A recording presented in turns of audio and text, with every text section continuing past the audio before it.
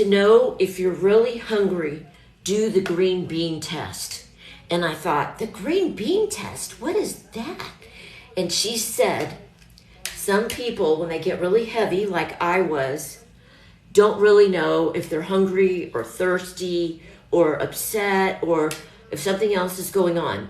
So if you get a can of green beans out and you want to eat them and you do eat them, then you truly were hungry.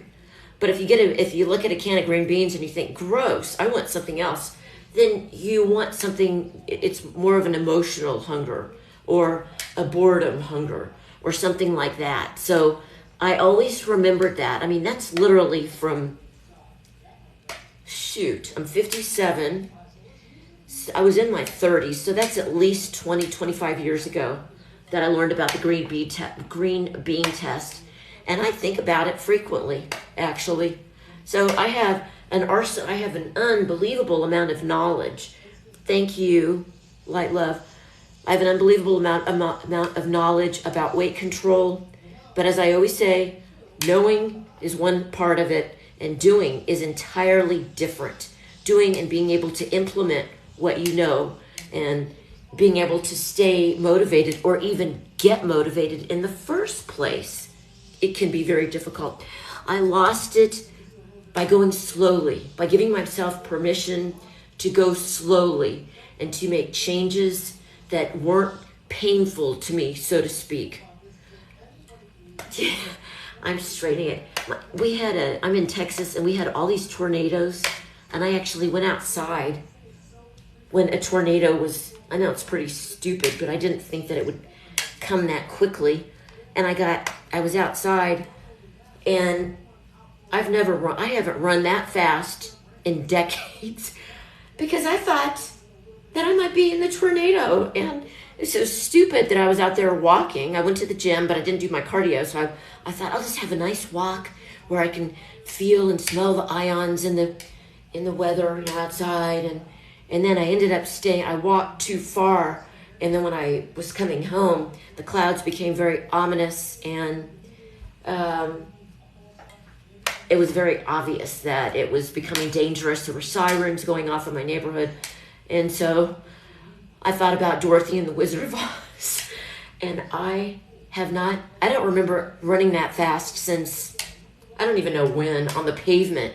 And it was just pure adrenaline because I literally thought that my life might be in danger. Now I kind of think it was fun, now that it's over and I know I'm safe, but at the time it wasn't very fun.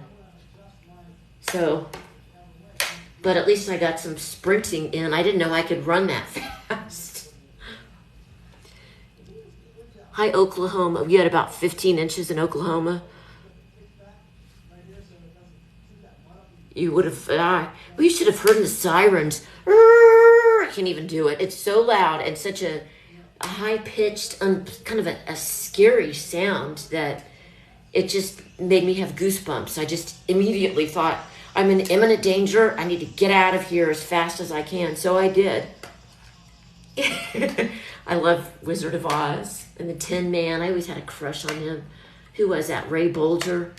Nobody ever talks about that anymore, but I guess that shows my age, obviously. But it's such a classic. Well, thank you. Thank you. You have a nice evening, too. What is the green bean test? When I was in my 30s and I was doing, like I said before, I've done every weight loss program. I've done hypnotherapy. I had a lap band. I've done Weight Watchers, Jenny Craig, Overeaters Anonymous, psychiatrist, psychologist, group counseling. Blah, blah, blah. I mean, it's just unbelievable how much I've done. But I learned about the green bean test from a very wise woman at a Weight Watchers meeting. And she told the class, sometimes when people get heavy, they don't know if they're truly hungry or if they're thirsty, or if it's like an emotional hunger. So she said to the class, get a can of green beans, open it up, I can just look at it and tell. If I'm truly hungry, then I want to eat the green beans. If I think, yuck, I don't want that, and just want something like ice cream or cookies, then I know I'm not truly hungry. And sometimes people need some kind of a baseline to be able to decipher if it's a true physical hunger. But what if you're hungry for protein? Well, it was just an example that she gave. And I know what you mean about being hungry for protein, because I'm the exact same way. Sometimes I can tell that my body needs protein, and then I just know. So, but what I'm saying is, if you're not really sure, if you're truly hungry, say for instance, you've pretty much eaten everything you think you should have eaten or planned to eat for the day, that's more of what I'm talking about for the green bean test. And for some people, it might sound really basic to people that don't have and never have had issues with eating. But for other people, it's pretty significant. And it was for me. It was extremely significant to me to know about the green bean test. But this is me. I think it was my son's birthday party. I know you can't really see me very well, but I was enormous. I think, no, this isn't the same white shirt. But this is in what I did the green screen with. Dorothy. I love that shirt. I don't know if I still have that shirt or not. But I was a size 26.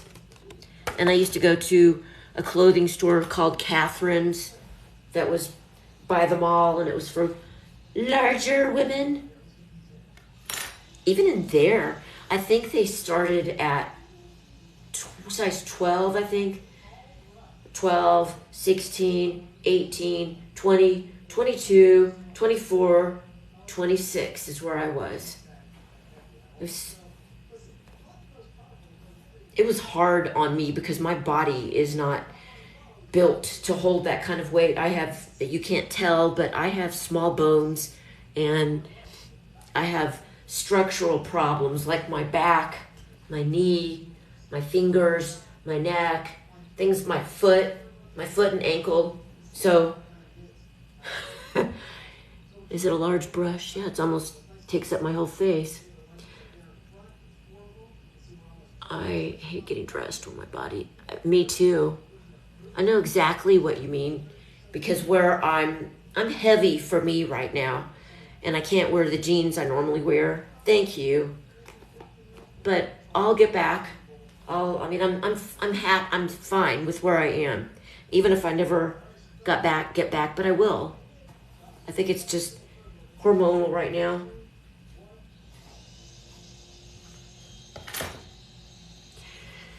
Hi, Elizabeth. How are you? Thank you. I appreciate it. I remember how badly I wanted to be a normal weight and how much it meant to me to be able to do things like other people, like go to amusement parks and fly on an airplane without an extra belt extender or seat extender for my seatbelt on the airplane. And just things like that are basic, that we take for granted. And even now when I fly, which I haven't flown in quite a while, but I am very cognizant of overweight people, and I always feel badly because I know it's not exactly fun to ask the airline stewardess, the flight attendant rather, for a seatbelt extender. It's just not something that it's very fun to do. You can do it for yourself. You can take small steps. I struggled with my weight from ages 11 to 45. I didn't lose weight until I was 48. If I can do that at that age with a long history of significant eating issues, then you can too. You can. You can. Tell yourself you can, soul. Believe me, our minds start to believe what we tell them. That's like when we grow up, say you grow up in an abusive household with a dad that always calls you worthless, or says, like my ex-husband used to say to my oldest son, he used to call him worthless, say that he would never amount to anything except work at a gas station. He used to say really horrible things to him, that he would never amount to anything.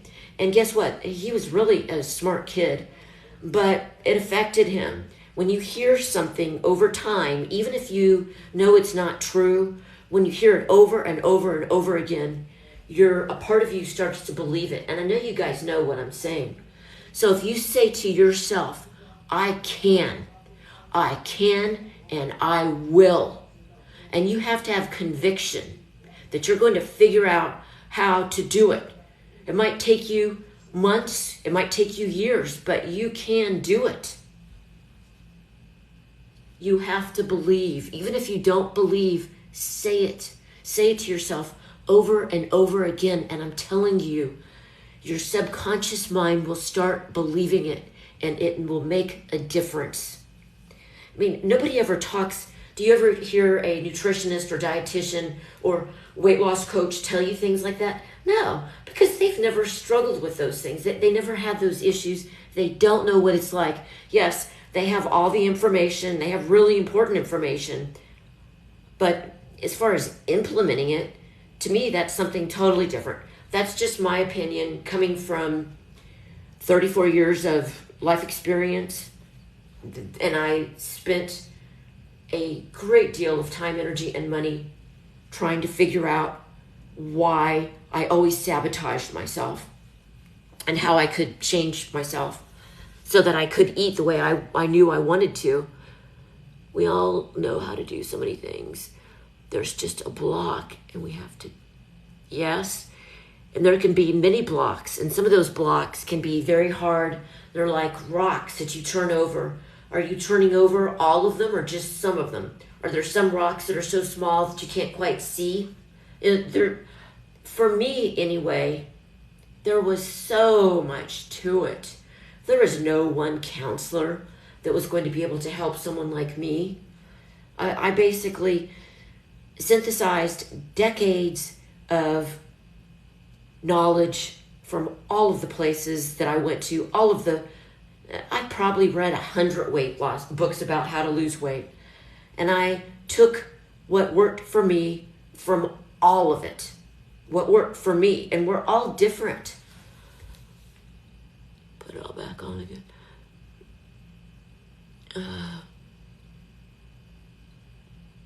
I have to pretend the mental blocks are an enemy trying to hurt me.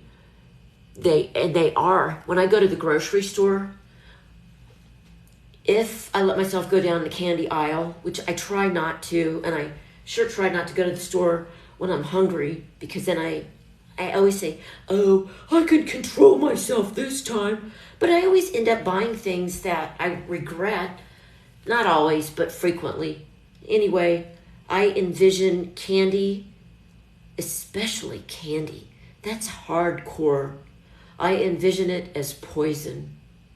And I do it over and over and over and over and over and over. And guess what? As soon as I see candy, I think of poison. I think it's like rat poison, like something that's going to damage me. That's one of my many things that I figured out that helped me. I'm not saying it will help everyone. You have to figure out what works for you, but that's one of the things that did it for me. How much for the stomach surgery? I had the 360 and my brachioplasty at the same time. My mom paid for it, and I don't know. It was pretty darned expensive. It is poison. You're right. It is a poison. For me, it's like a drug addict going down the cocaine aisle. I mean, all I have to do is take a whiff of bubblegum. I'm envisioning a big bag of bubblegum in my mind and smelling it. And I can smell it. I can just feel it go to my brain. I have a really strong sense of smell. It's just, for whatever reason, I was not meant to eat things like that. It's not in my best interest. And it's taken me a long time to figure out what foods I should completely eliminate from my life. I mean, for so many decades, I thought, you have to work on having a healthy relationship with food. Well, not me. It didn't work for me. For some people, there's more to it than just having a healthy relationship with food. Some foods I just can't handle for whatever reason. I don't know why. But I finally, it took 33, 34 years, finally figured out what those foods are. Get them out of my life. All they do is hurt me. So I'm very passionate about it because of what I've been through. Nice meeting you too. The price of unhealthy food should go up, and they should make healthy. You're right. They should have a tax on it like cigarettes. You're right. Yeah, that's an excellent idea, but that'll never happen. If they could do that, they could raise so much money for so many different things to put an extra like 20% tax on candy that's a certain percentage of sugar is what I would say. I'm doing well, King. How are you? I agree about our food system. Everything is geared towards the almighty dollar. Everybody knows that. And what do you mean, am I there? Could you not see me? Is that what you're saying?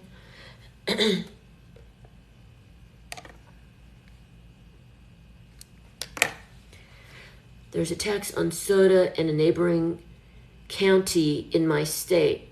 Good. Well, I mean, maybe I shouldn't say good, but it doesn't help us to drink soda or pop, whatever you call it. It's not beneficial for anyone except for the company that owns it.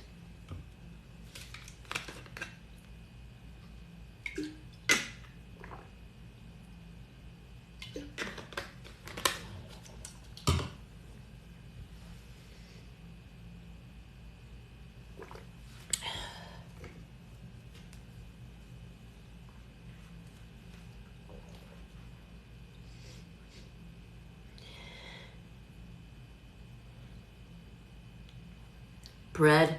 Oh, I love bread too. See, that's something that I have to be very careful with is bread. Especially, don't get me started on bread. You're talking to the bread queen. One of the ways I deal with bread is I just don't buy it.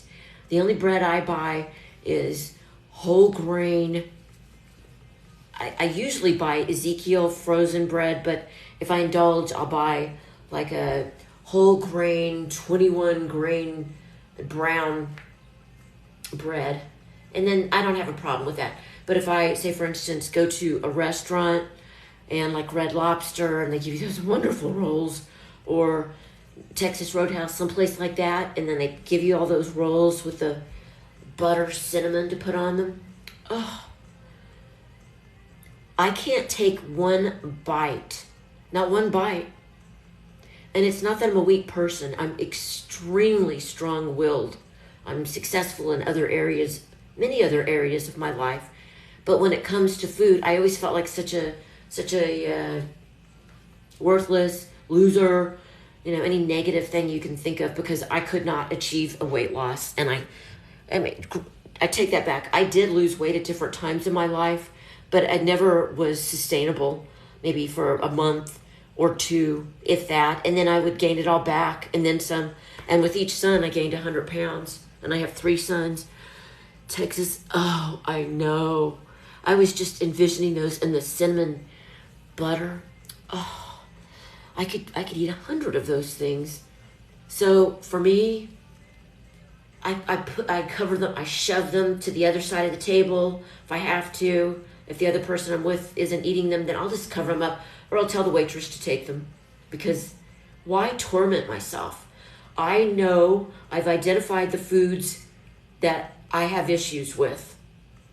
It's not too hard to figure out what those foods are. And for me, there will never be a healthy relationship with certain kinds of rolls. That might sound funny, but to those of us that know what it's like, don't get me wrong though.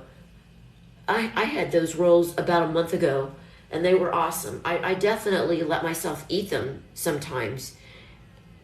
And so be it. And I'm happy.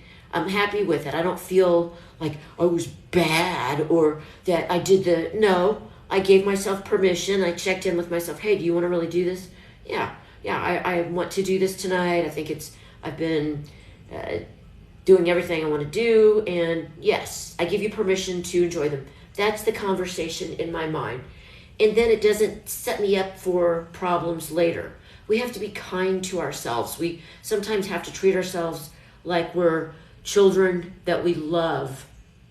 Because if you think about it, if you have a child that you love, of course, you make decisions for that child that sometimes the child doesn't like, and sometimes the child rebels against those decisions, but you know it's in their best interest, and you do it anyway because you love that child and you want that child to be healthy and to live a long time and to do well in life. And you know, yes, that child will throw a fit, but eventually that child will get used to it. And that's kind of how I am with myself, how I kind of view things with myself.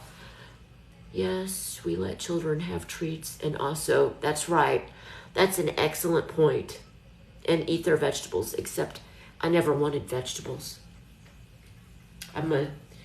Unfortunately, I'm a super taster, and vegetables taste very bitter to me. So I have to figure out ways, and I have, so that I can tolerate things like Brussels sprouts. Excuse me. And I just never understood how anyone could want to eat that, but I'm glad they can. But I have to force myself to eat those. But I do, and I saw a recipe the other day for an air fry, to make them in the air fryer with Parmesan cheese and olive oil, and it looked delicious. So you have to experiment and find out new ways to enjoy foods that are good for you. My sons both will eat veggies, but not all of them. Well, at least they eat some of them. And the same thing with broccoli.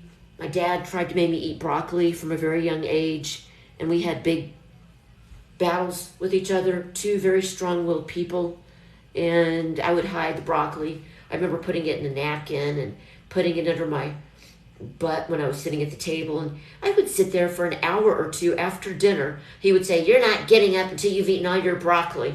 Well, just smelling it made me nauseated, and you'd think that I would never do that to my child. I would never say, "You have to," I mean, to me, that's saying, "Hey, I'm going to set that kid up for eating disorders. I'm not going to force them to eat anything."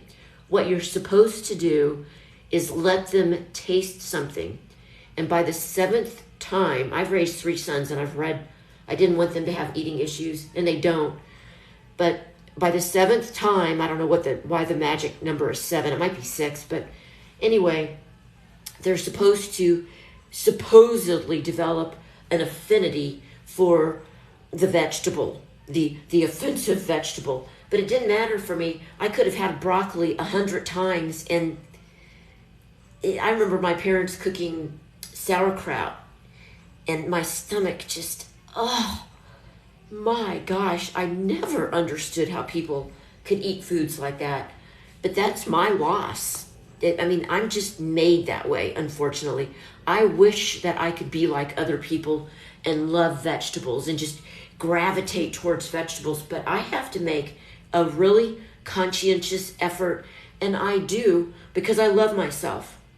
And that's how I know I love myself, is that I make an effort to make sure that I eat vegetables, particularly cruciferous vegetables, which we all need every day. Cruciferous meaning broccoli, Brussels sprouts, cauliflower. I do kind of like cauliflower, especially if I can dip it into something. And as a matter of fact, I had broccoli 2 nights ago, raw broccoli that I dipped in this kind of a ranch-like dip. I didn't care. I knew that the ranch was high fat. So what? At least I got my broccoli in. So we have to make compromises. The background picture is me. I was a size 26 for many years. That's me. Wait, I can't see very well. I guess I could break down and put glasses on, which I don't like to do. You love sauerkraut? I'm jealous. I wish I did. Did you have vegetable vs? No, I didn't. I didn't. I lost weight by eating less. But it took me 3 years to lose 110 pounds. And I didn't lose it until I was age 45. It took me from ages 45 to 48 to lose 110 pounds. And I've maintained that for 10 years now. So I'm 57. But for those of you, I couldn't really exercise because I wore a brace that went from, well, I'm trying to show you, but you can't see. I don't know why I always do that. It was from my knee to the top, to the end of my toes, because I couldn't bend my ankle. My left foot and ankle collapsed after I had my second son. I have a partially club foot, and my parents didn't correct it the way they should have when I was a baby. They thought they did, but I really should have had a series of casts with Shriners Hospital. That's what they do now for babies that are born with club feet. They put them in a series of casts to straighten out the foot. But anyway, I was walking on my ankle, completely on my ankle, so I couldn't walk. It was horrible to be that obese and then to be walking on your ankle. So all I could do was eat less at first, and then I could start to walk eventually. And that's how I started, was just walking. That was all I could do. I don't need the brace anymore because I've had 2 foot and ankle reconstructions.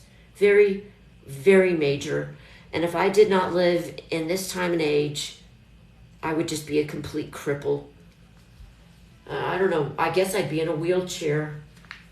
Because I had one surgery in 2000, and then I had the second one in 2000, and it was either 2012 or 2013. I'll have to look, but the second surgery was much more sophisticated than the first. The first surgery was pretty barbaric, and upon reflection, I had this big hook coming out of my heel. I had incisions on my calf. They cut my heel in half. It was a horrible, very, very excruciating. That's probably the most painful surgery I've ever had done, was that first foot and ankle surgery. So anyway, and then I had to have it done a second time in 2012 or 2013. And I remember they used cadaver bone and cadaver tendons. I had very major things wrong with my foot and ankle. Oh, it was horrible. And then I was married to someone who was abusive to me. And I remember it was at the very end of our marriage, and I needed a knee scooter because I couldn't bear any weight on my body for a minimum of 3 months. And then even after that, it was nominal, the amount of weight that I could put on my foot. And I remember I was told I needed crutches and a knee scooter. And he said to me, "You just need 1 crutch. That's all you need. You don't even deserve 2 crutches." But the way he said it, a dog deserved better than that. So anyway, that marriage I was with him for 20 something years, married to him. So anyway, yes, why is that narcissists are offended when you're sick? This is the biggest you've ever been in your life. You can lose it. Tell yourself that you can. I know you don't believe it, dreamcatchergirl. Just start saying it to yourself. I can and I will. I can and I will. Keep saying it, even though you don't believe it at first. Just say it. Or figure out what mantra you want to use. They're the only ones who can have feelings. Now, I had surgeries. I had a 360, a transverse abdominis, and I had a brachioplasty on both arms. I had major surgeries to get rid of the skin. And, you can't tell it now, but my skin still has laxity. I did not have gastric bypass. I had one weight loss surgery called a lap band, and it was just a band around the top of my stomach to constrict the amount of food that I could eat, otherwise I would throw up.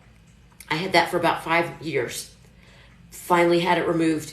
I lost maybe 5 or 10 pounds, so it was worthless, because as I've always said, it changed my stomach, but it didn't change my brain. I was still the same person after I had the lap band. I was suddenly supposed to just suddenly be a different person, just have this lap band around surgery, and I'm just supposed to just be a different person. It doesn't work like that. Not for someone like me, it doesn't work like that. Well, thank you. Thank you, Elise. I appreciate it.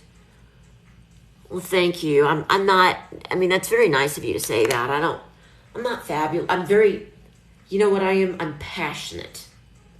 I'm passionate because I achieved something that wasn't supposed to be achievable.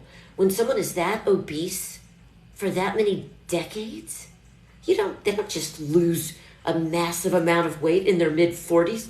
I remember when I saw some counselor at a gym once, and she said, well, you better lose it by the time you're 40 or you'll never lose it. And I thought, I better lose it. I believed everything people said. I just didn't know. It's so easy to not, well, now I have life experience, a lot of it. And I know that's not true. That's what she thought. She was wrong. See, that's yet another professional that has never experienced being massively overweight. She didn't know. Look at the link in my bio. Look at my link to the National Weight Control Registry. It's a big deal. I'm the #1 featured success story. I was also interviewed by Bloomberg News. I'm featured in a podcast series that they have called Losing It. The information, if you're really serious about losing weight, go to my link in my bio. Listen to that podcast. I think you'll be blown away. You'll want to listen to the other podcasts. They're free. I get nothing. I get absolutely nothing. But I think it's cool that maybe I can help somebody or reach people that I would never normally know in a million years in my life. I don't know how much the skin removal costs. That was a while ago, and it's expensive. My mom paid for it. You can charge it usually. I mean, they don't care how you pay, but there's something called care credit that you can get for medical procedures or dental procedures. I think care credit is still around. At least it was. I used to have to use it for other things because I've never had money. So if my mom hadn't paid for it, I would still have all that loose skin on my arms and my stomach hanging down. Yes, they're been there. Yeah, why is that? It seems like there's so many of them now. Or maybe it's just because of the day and age we live in, where there's the information society that we even know that they exist. I wish someone had educated me when I was in school that some people can be very charismatic and seem to be a certain way, but in reality, they're not. My go-to breakfast has changed throughout my journey. Right now, what I absolutely love and look forward to every morning is 2 soft-boiled eggs on 2 pieces of toast with butter. And then I have berries, like blueberries, blackberries, raspberries, sometimes half of an avocado. But the way to go when you first start your day is, that's the easiest, to me, meal to eat healthfully. To me it is. To me, and I remember a very wise person telling me at a Weight Watchers meeting once that she said, the later the day gets, the more tired we get, and the more difficult it becomes to do what we want to do with as far as controlling ourselves with food. So that's what I try to do. I try to eat the most healthfully throughout the day. In the evening, believe me, I'm not perfect. And I don't always make the wisest choices, but nobody's perfect. But it's easiest, at least for me, to start out the day eating as healthfully as I possibly can. And then I have a healthy lunch too. And I try to, my new realization is that I shouldn't limit myself to half of an avocado. I should have a whole avocado every day. So I'm not limiting myself anymore.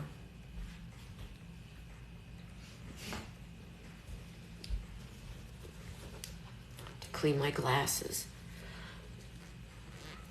For many years, I had coffee yogurt for breakfast. Dannon coffee yogurt. I love anything that's coffee.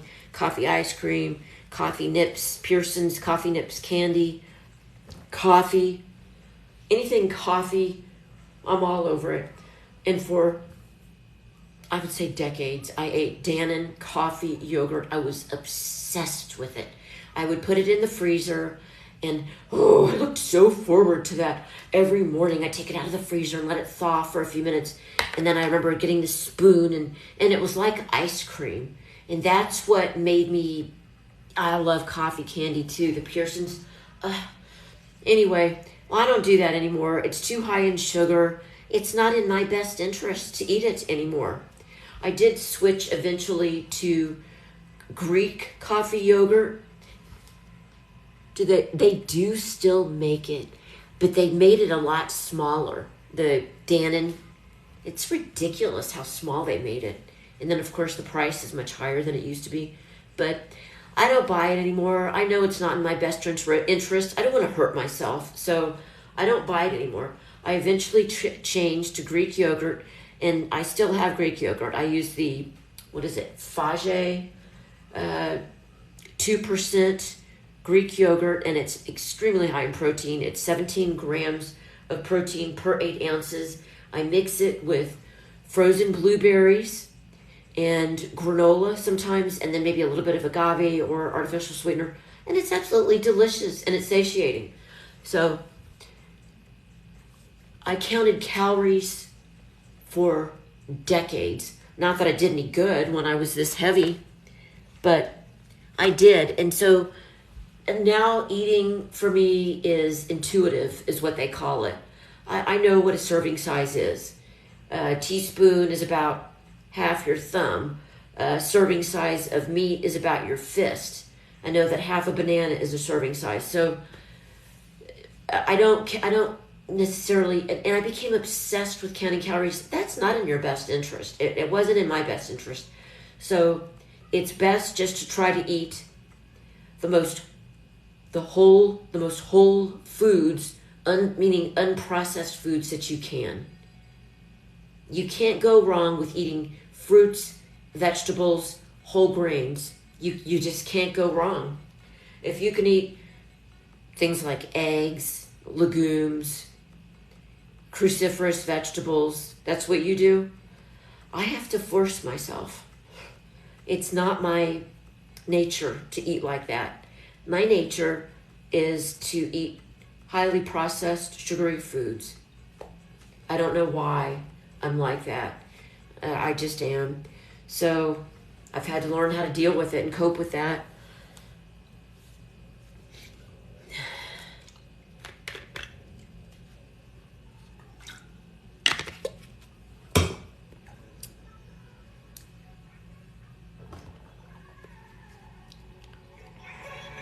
Hi, Mandy.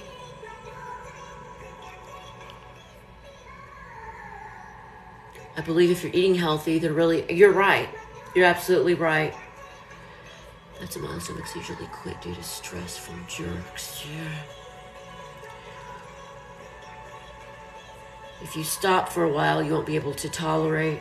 You mean are you talking about processed foods?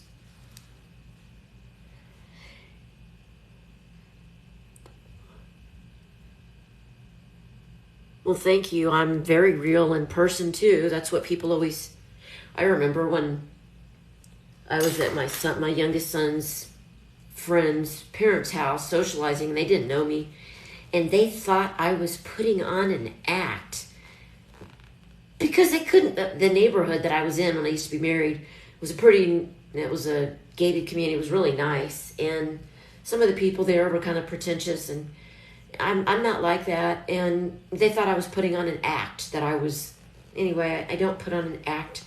That's just not who I am. And anyway, I eventually got to know them, and they realized she is really like that. I mean, she is very down to earth and processed and sugary. I was starting to talk about something, and now I can't remember what it was. But this is what I used to look like. I think that I had actually lost weight here, and that's why I even took a picture. Here's the picture I took for the background. And I think I thought I looked good, or at least better there because of the way I have my hand on my waist. I don't know. I'm just guessing. I don't know. How would I know? And then this is me, of course. That's my ex, but I was absolutely, I was tan. I'm born with a truth radar, and I definitely know you're real. Well, thank you. I'm the same way about people. I'm exactly the same way. I have a fear of gaining the weight back. Every time I eat, I feel fat. You probably, I don't want to insult you, but you might want to talk to a counselor because you recognize something that might be a concern, and it is definitely mental.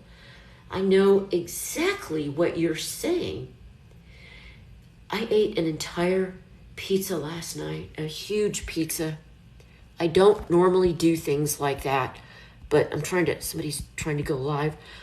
My mom has Alzheimer's. I'm her only kid. She lives in another state. She's incapable of taking care of herself, and I'm having to take over her life and figure out what we're going to do, and I'm stressed out of my mind. I was live streaming more, but I've been so busy with my mom. So anyway, that's what I did last night. In the middle of the night, I actually got a huge pizza out of the freezer and baked it. I can't believe I never do things. I haven't done something like that in I don't know how long, but I think I left I left one slice. Ugh. Anyway, I'm laughing, but it's okay. And you tell yourself, it's okay. It's all right. You will be okay.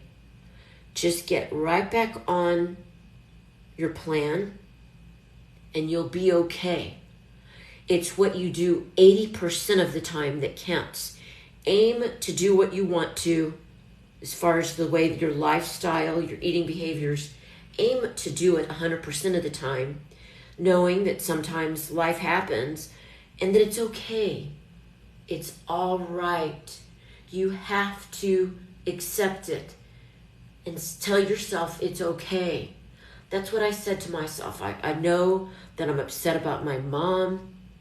It's a really hard time right now. And it's okay. It's all right that I did that. And I went to the gym today, had a really good leg workout, and then I walked tonight. I feel good. I'm over it. So I'm not going to do that again. Not for a very, very long time. But you're right, who said that. It's very wise what you said, spiritual. It is so mental. Yes, stress. Yes. And she's being so belligerent and difficult, and that makes everything even... She has no idea how much I'm sacrificing to help her. And, well, thank you for saying great advice. It is mental, and I have to say to myself, almost like I'm a parent to a child that I love, it's okay. I understand why you did it. It's all right. You're just trying to cope. Sometimes things like that happen, but it's all right. We're going to be okay. So that's literally how I talk to myself. And as I said earlier in the live,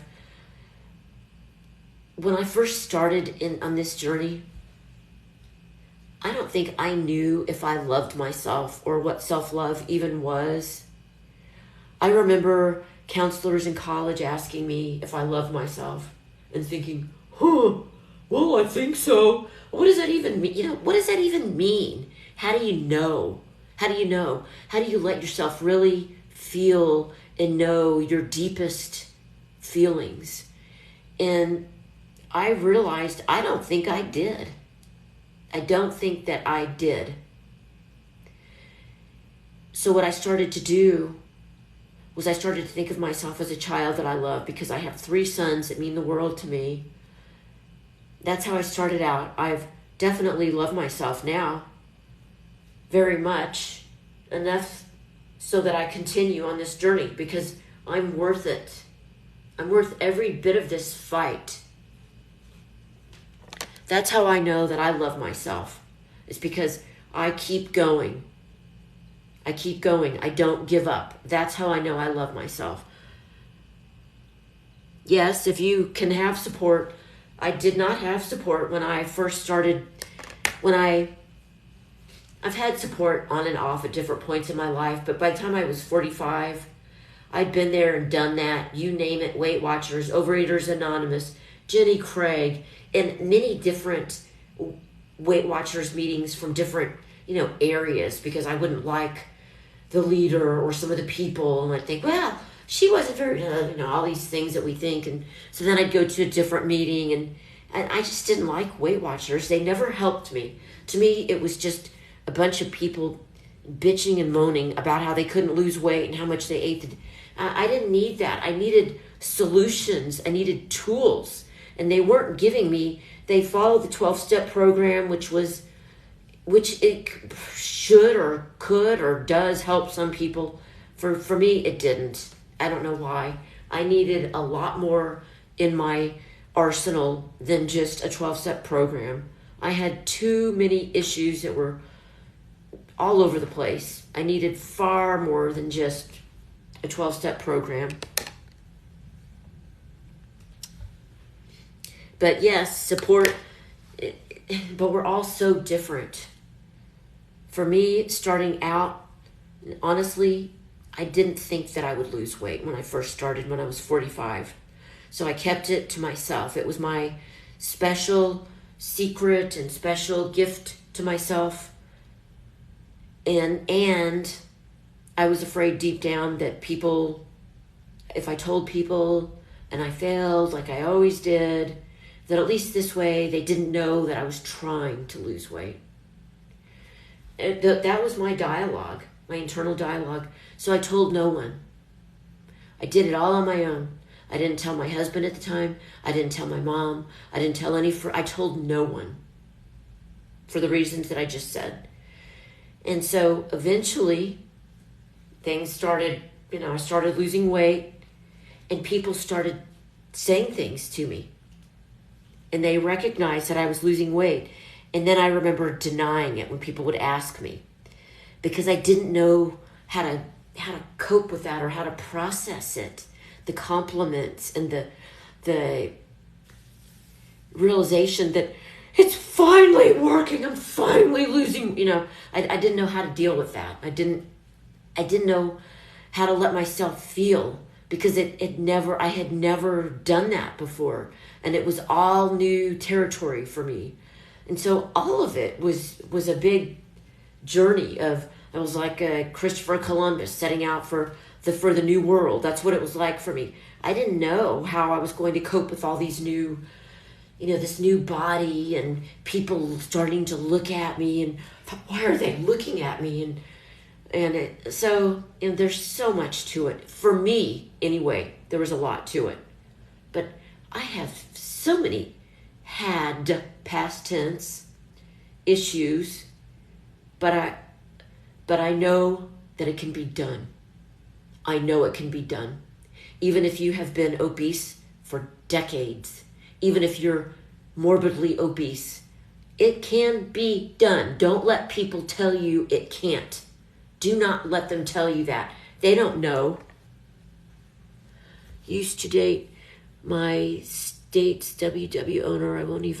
Weight Watchers. Used to date, oh, really?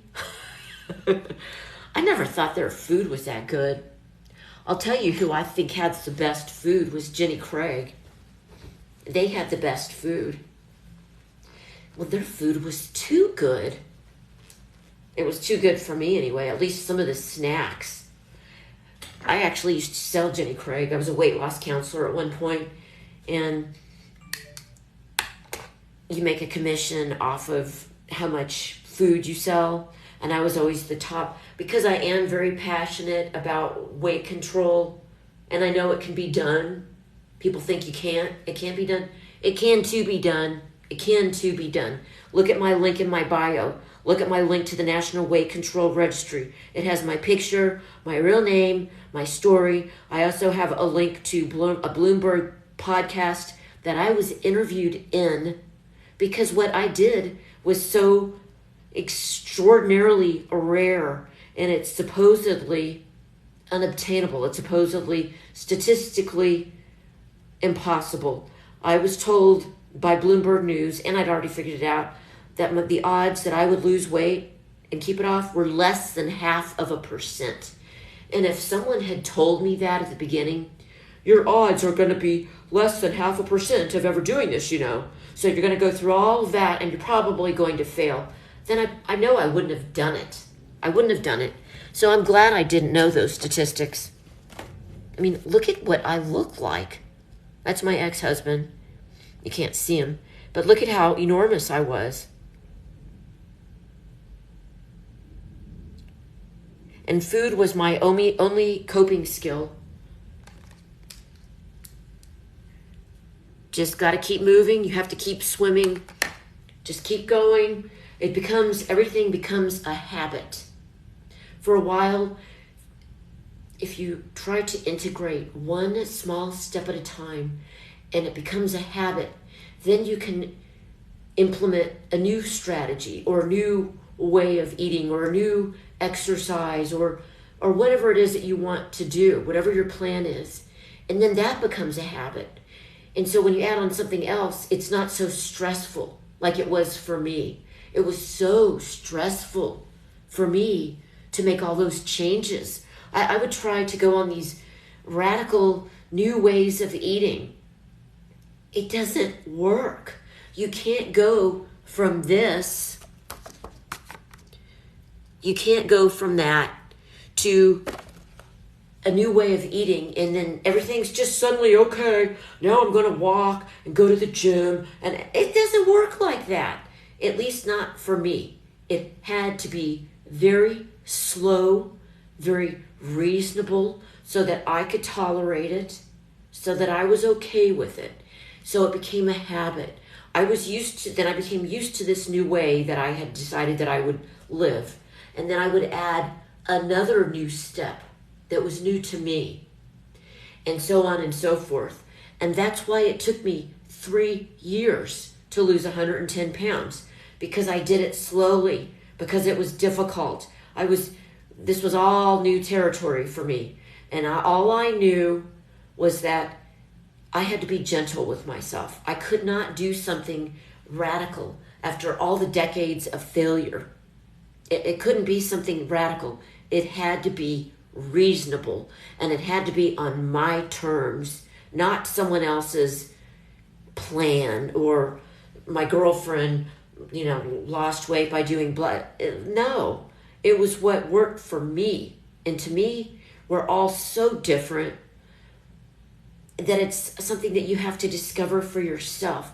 Now, granted, you might need to talk to a nutritionist or a dietitian, someone like that initially, but you don't need to continue to see people like that. That's my opinion. I'm not saying that's right for everybody. That's the way it was for me. That was my mom never, my chin, I don't know. I really don't. I don't know. My mom, it was very kind of her, because I could have never afforded it. She never thought that I would lose weight. My dad never thought I'd lose. No one thought I would lose weight, including me. I'd struggled. I gave it everything I had. Everyone knew how badly. It was no secret that I was always trying to lose weight. Some knew, there's no secret. So she never thought that I would lose weight. Never in a million years. Top 3 things to remember. Yes, reprogramming your brain. That's exactly what I did.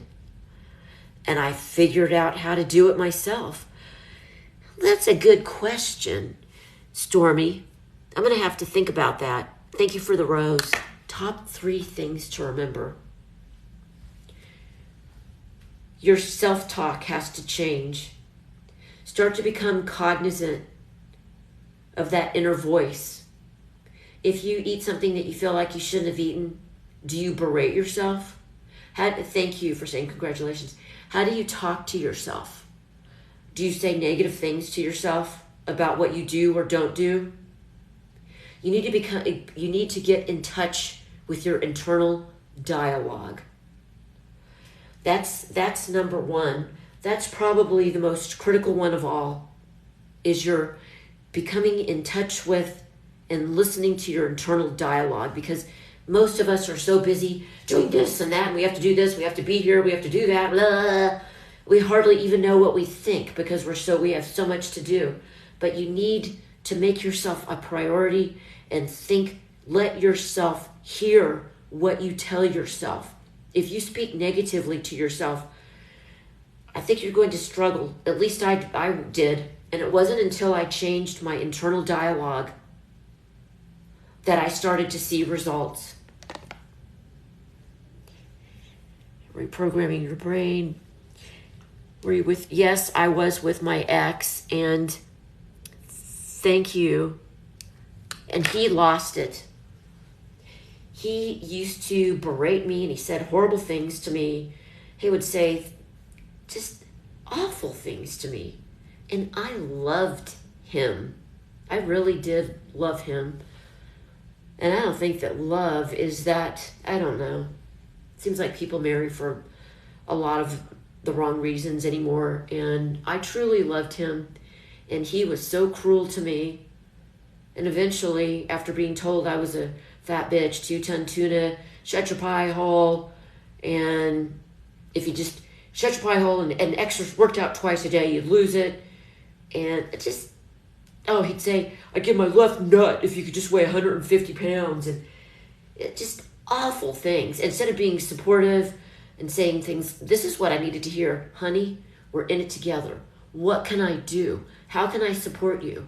What can I say? Or how can I, something like that, where I would think, really, you're going to help me? You're in it with me? But no, it was just the opposite. So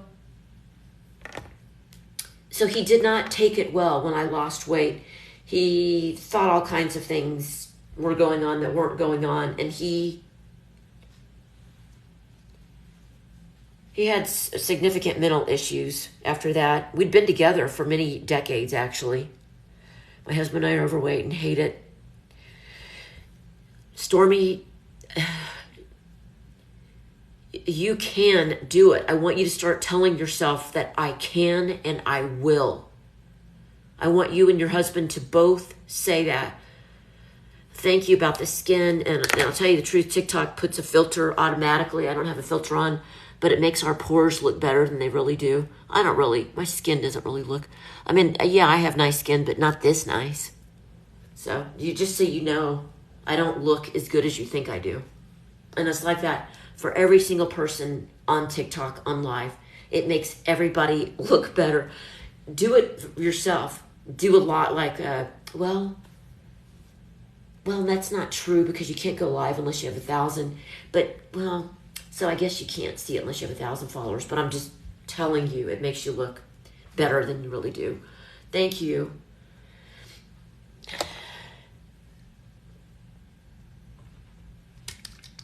Thank you, Stormy. I used to be nobody ever says that. I watch other live streams and people always say, oh, you look so great. And nobody that live streams ever says, actually, they have like an automatic filter that makes your skin and makes you look better than you really do. And I don't lie. I'm extremely honest. I've always been that way. I can't stand people that lie.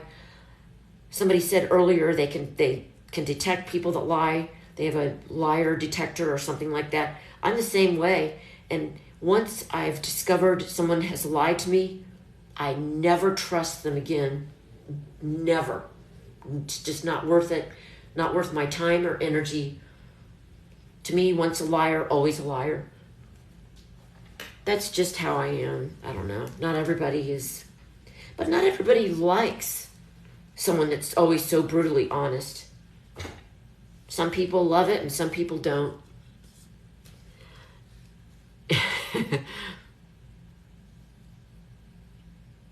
No, you can't trust. I can't trust anything about a liar. I mean, then I think, well, why did they lie? What was the reason that they, what was their motivation? And I just don't want to deal with that. And then if you don't lie, you don't have to remember anything that you said. I don't want to remember. I have too much filled up. I've lived too long to have to remember new things. I only have a little bit of space left. I mean, I'm exaggerating, probably. I don't know. That is kind of how I feel. Got a lot of memories, and it's just not worth it to lie. And waiting to, I guess one of them is surgery.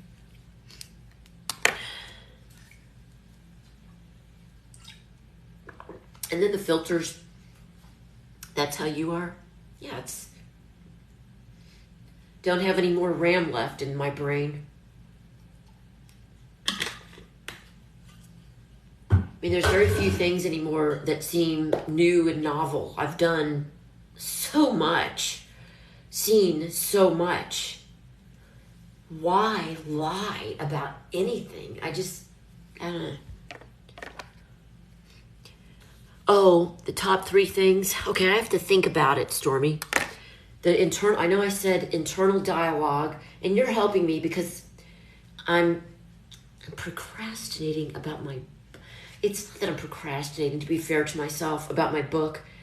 I'm overwhelmed thinking about writing a book about how I did something like that took me decades. And I'm a perfectionist. I always put a lot of pressure on myself, and I think it has to be perfect, and it has to and I can't even remember everything. I mean, that's a lot of time. So you asking me questions helps me, but I would definitely say the internal dialogue is critical. And let me...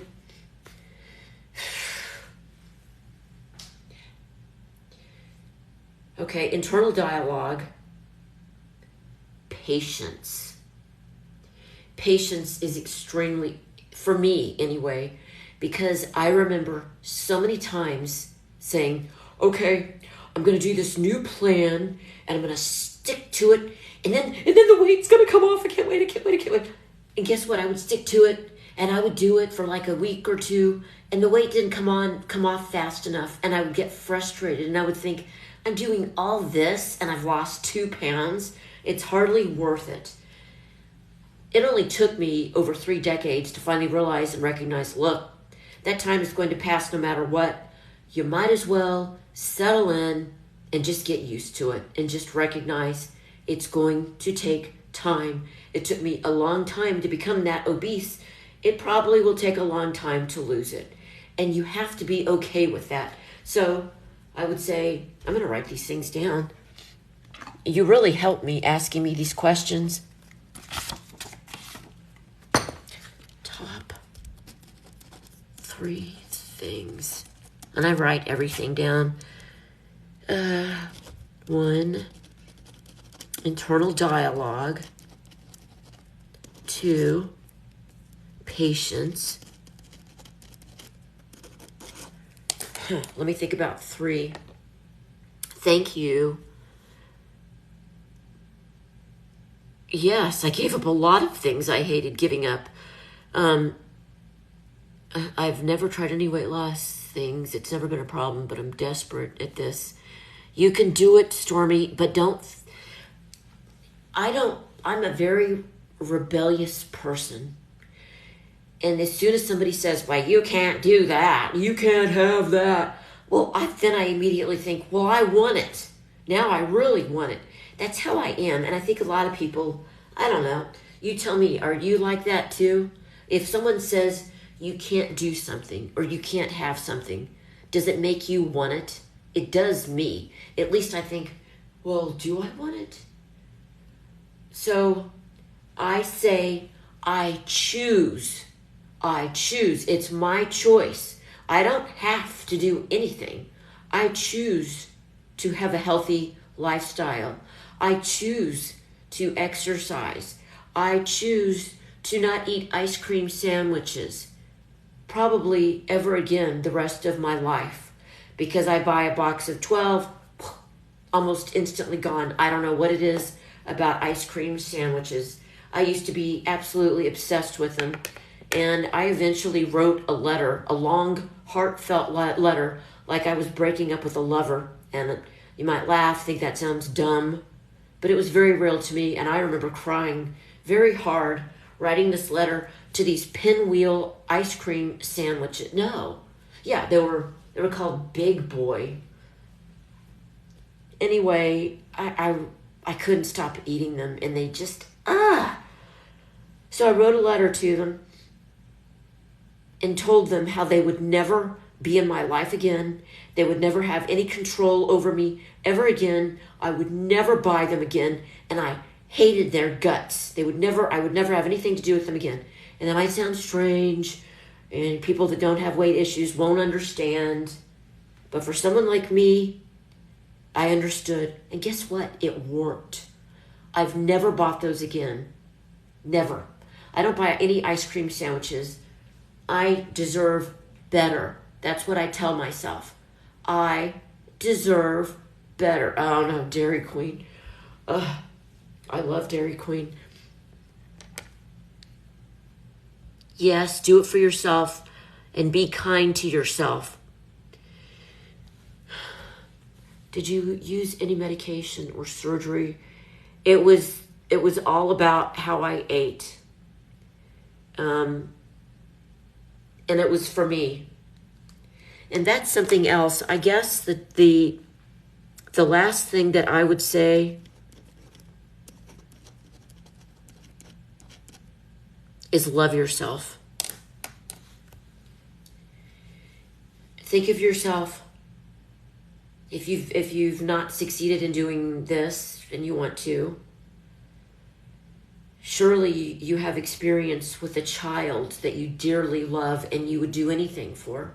I have 3 sons, and I would do anything for them. I know what it's like to love someone unconditionally. And sometimes we have to do things for our children that they don't like, but we know it's in their best interest. That's how we have to view ourselves sometimes. Sometimes I can see myself, I'm very introspective, and I can see myself like I'm looking at myself, and I'm a different, I don't know how to explain it, but I can see that I sometimes act like a petulant child, and I don't want to behave that way or don't want to eat that way, and I can recognize it in myself so that I can change. So being introspective and being keenly aware, or at least try to start becoming aware of how you talk to yourself. Sorry, you're not a train wreck. Don't say that about yourself. See, you're saying negative things about yourself. Don't. You have to stop saying negative things about yourself. Believe me, I do the same things still, but a lot less than I used to.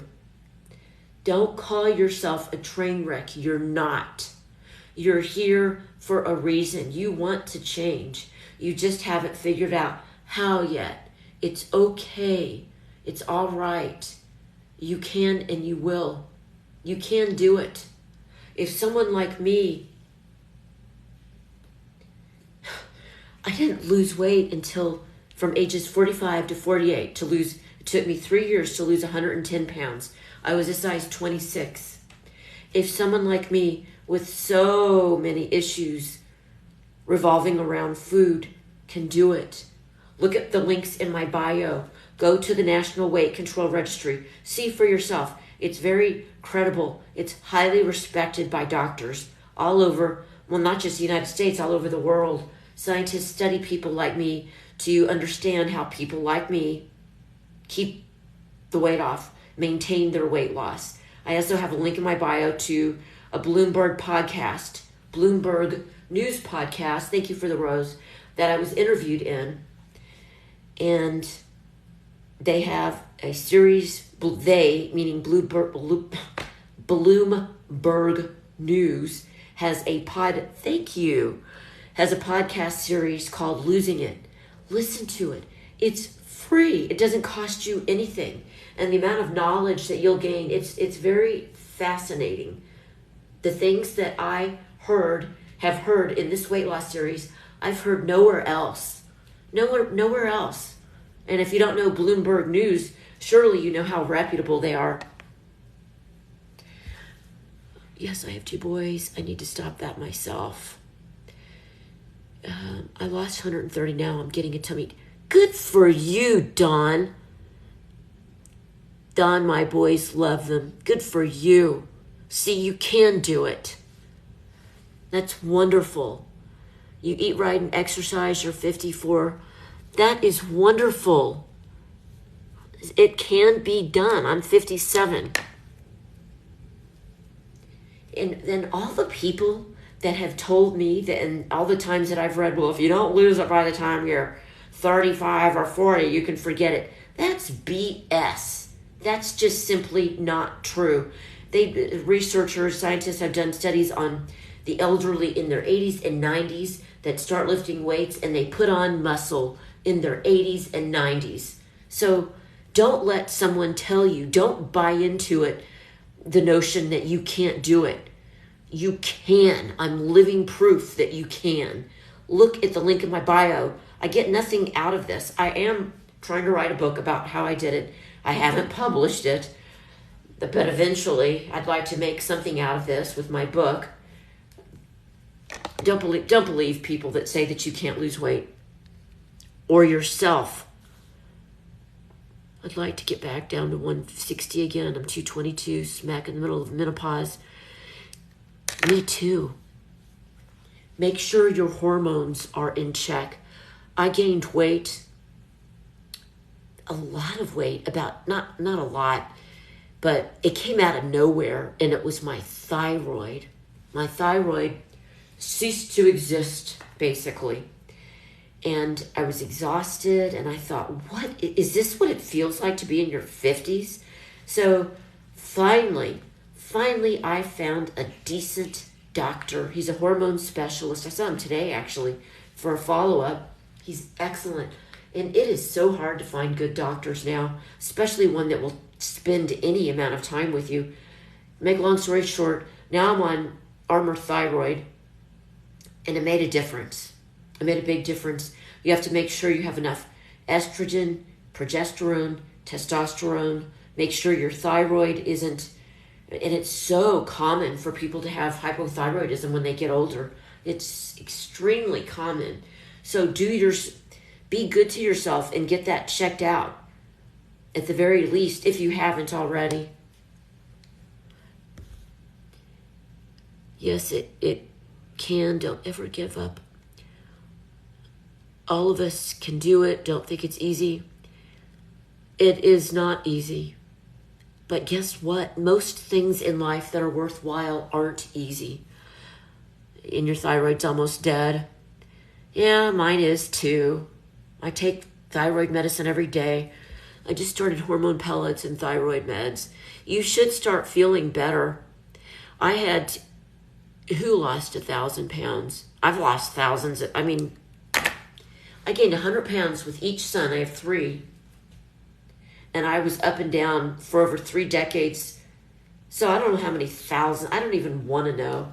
And then I remember hearing for so many years, well, if you yo-yo diet, you'll never be able to sustain a weight loss. Really? Really? Well, I was that yo-yoer. Really? Yes, it can too be done. Don't believe all the negative things that you read. What you believe means everything. What you believe means everything. Tell yourself that you can do it, and you will do it. Even if you don't believe yourself, keep saying it to yourself over and over and over and over. And eventually, your subconscious mind will start to believe it, and then your conscious mind will believe it. You can read about him in the Guinness Book of World Records. He weighed I'm sorry, I missed who you said. I didn't see. I was 250 at my top. Now, I've said 100 times, and I don't know, I might have gotten over 250, but I stopped weighing myself. He is my cousin. I have many pictures. Wow. I did do bioidentical hormone replacement. I used to get those pellets, perimenopause. I thought they were great at the time, but I learned since, now this is my opinion, I'd rather be able to titrate or do something daily versus just have because I remember so many times with that, the pellet was kind of, I thought, painful. But once you have that in you, if you have too much progesterone or testosterone or not enough, you just have to wait until you have it taken out and have another one put in. So I, through a lot of experience, and I listened to, not that I'm any kind of expert, but I listen to Dr. Radio, I listen to Sirius XM, and I listen to a lot of doctors, female hormone specialists talk, and they say, these are very well-known, well-respected doctors, they say they do not like pellets. They think that you should do the dosing daily because you have more control over it. That's what they say, and that's, personally, I like that myself. Thank you. Yeah, I had it too, but I do take hormones, and they're critical. To me, they are.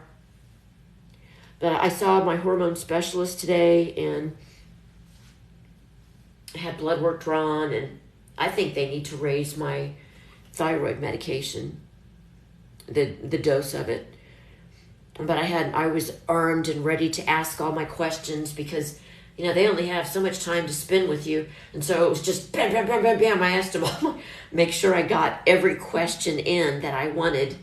And otherwise, there's no time for small talk. Otherwise, you're not going to get your questions answered, and they're going to be out the door. And then I won't see them again for 4 months. So you have to be prepared. I'm not going to say what I take on here. If you want to message me, I'll tell you privately. I got rid of it by taking baby steps and being kind to myself. That's how I did it. I changed my internal dialogue. Your internal dialogue is probably, to me, the most important aspect of maintaining or losing and maintaining weight loss. Think about how you talk to yourself. Are you in touch with how you talk to yourself? Think about it. We think we are, but a lot of times we're really not. And if you say negative things to yourself, then you believe it. If you say, I'll never lose the weight, I've tried unsuccessfully for years and decades and I was always a failure, then you will do exactly that. You won't lose weight. Tell yourself, I'm learning new tools, new ways, and it can be done. I saw this lady on TikTok. I saw her before and after pictures. She's the #1 success story on the National Weight Control Registry. It has her picture. She's real. She really did it. And if someone like her can do it, then I can too. You have to believe. You have to believe. And you have to love yourself. Yes, if you think you will fail, you definitely will. See, I said earlier, and it's true, I ate an entire huge pizza last night. But I've been, in the middle of the night, I got up. I'm extremely upset about my mom who has Alzheimer's. She's not doing well. She lives in another state, and it's very stressful. So I gave myself permission to do whatever I wanted because I've just been spending so much time helping her. So what? Big deal. I went to the gym today. I ate very healthfully today. I feel good. I went for a walk. I feel good. It's okay. I'm all right. All isn't lost. In the past, if I had done something like that, I would have definitely felt like all was lost. I might as well throw in the towel and just give up. Yet again, yet another failure for me. Well, I know that's not true. What really matters is what you do after that. That's what matters.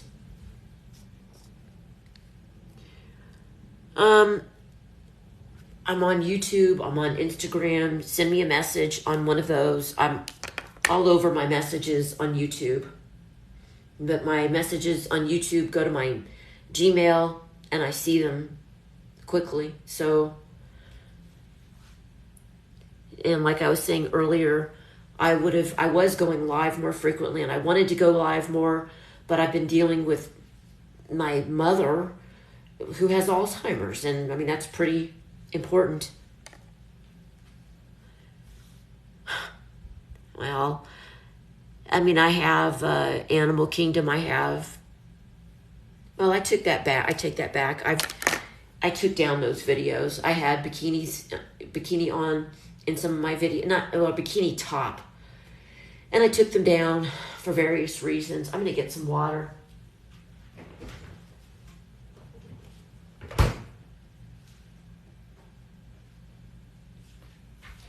One of the things, someone asked me earlier what the top 3 things were for losing weight. I'm adding something.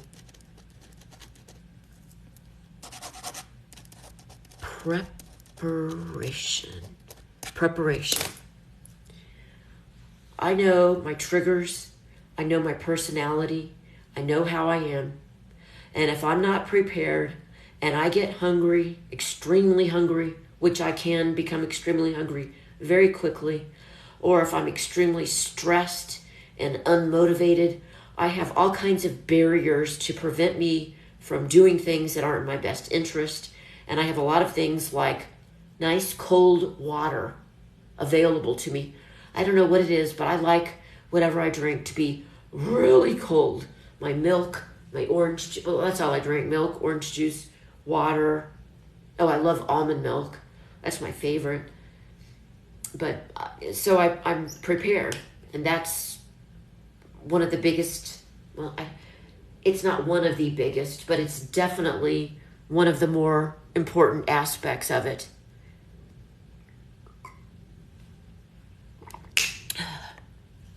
And getting enough water in every day. Believe it or not, the amount of water we drink actually makes a difference in our satiety. And I was rebellious and I thought, drinking water isn't going to affect me. That's so dumb. But it's true. It really makes a difference.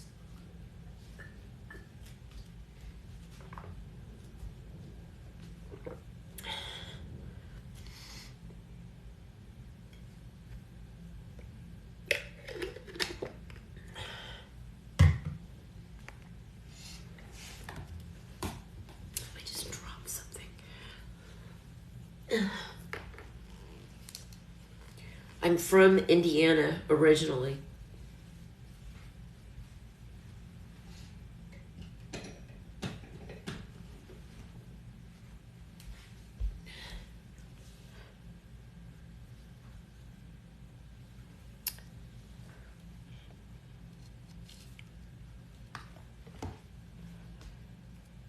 I guess some of the people that were on here earlier aren't here anymore.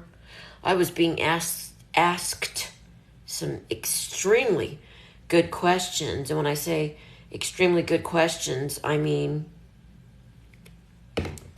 I'm writing my book about how I did lose weight, finally, from ages 45 to 48. And so much of what I've done has become habit and ingrained in me that I don't even think about it as being something that's different from what I used to do because it's so ingrained. It's so much of a habit now. And so when people ask me questions like on here, it makes me think, oh, that's right. I used to think this way, or I used to do that, and now I don't, and now this is what I do. And so it's really good for me to hear your questions, and it jogs my memory about a lot of things. Toronto, Canada. I would love to go to Canada. I've never been.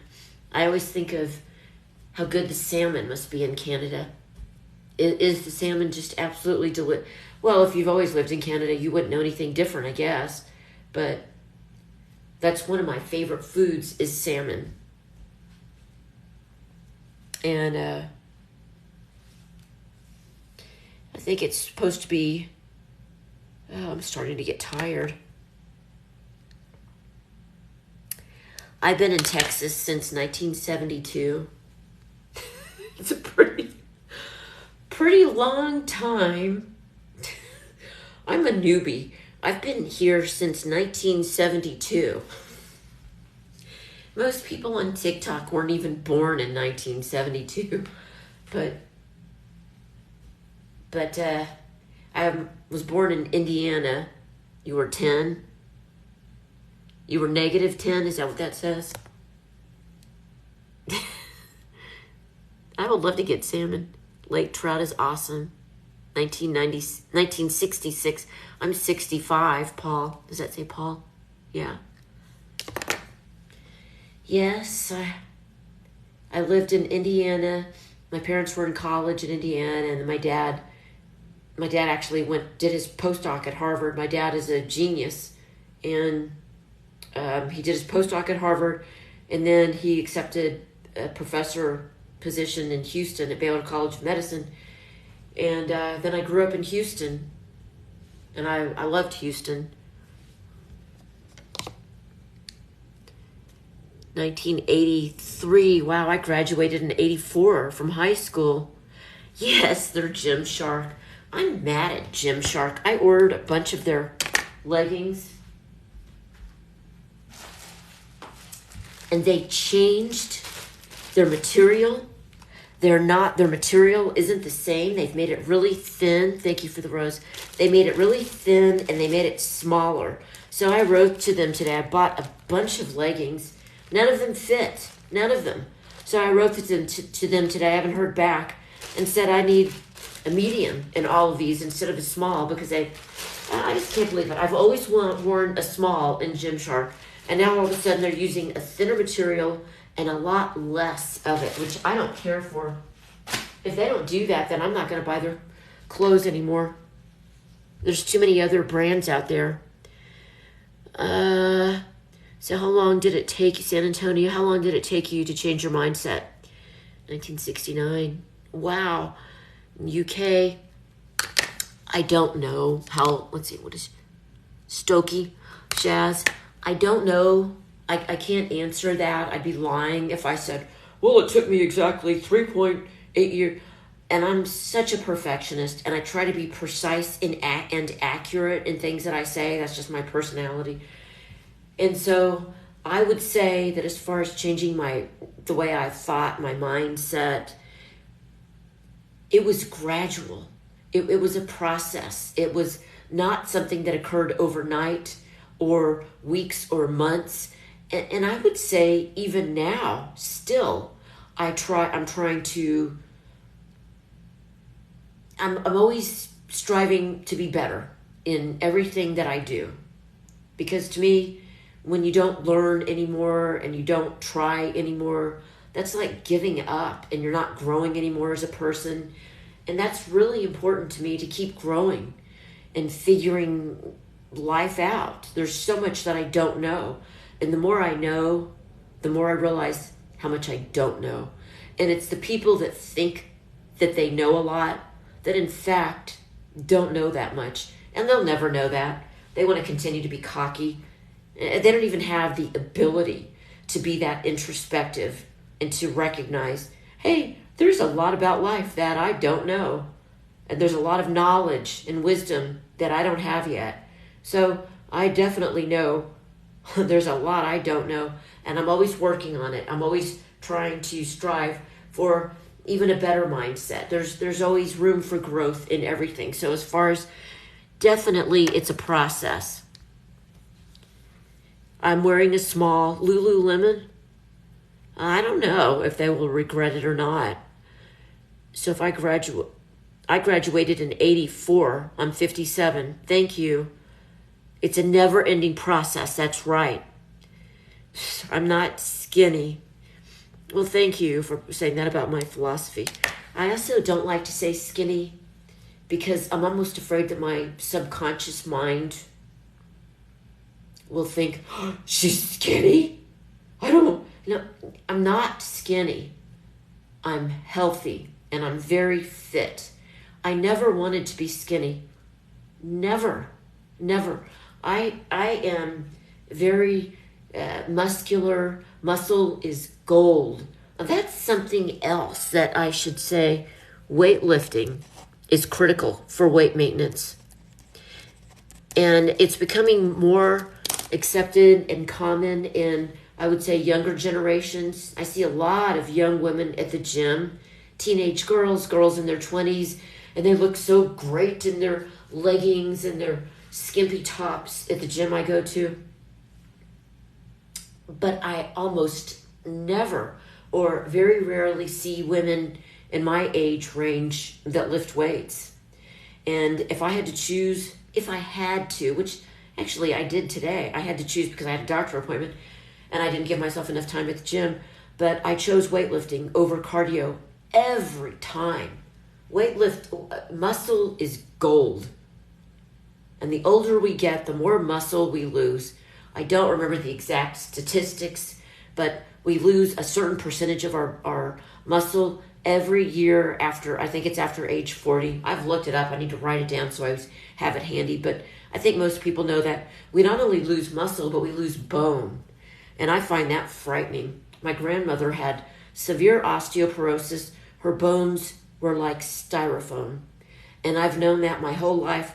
And my whole life I've been determined to not have bones like styrofoam. And unfortunately, having small bones is one of the... They say that you're more likely to have osteoporosis if you're a white woman that has small bones, and then some other things. And I think it's if you're like thin and some other things like that. I haven't read the statistics in a while, but I'm pretty sure that what I said is correct. And so I've lifted weights, even though I was very, very overweight for decades. I didn't always lift weights. Shoot, I wouldn't even go into a gym, but I do put on muscle easily. And all the times that I did try to lose weight and wasn't able to keep it off, I knew just instinctively how important weightlifting was. And I don't know why I knew it. I just somehow knew. I don't know. Well, thank you for saying that, Claire. Thank you, Stokey. Thank you for saying that about my thoughts. That's just how I am.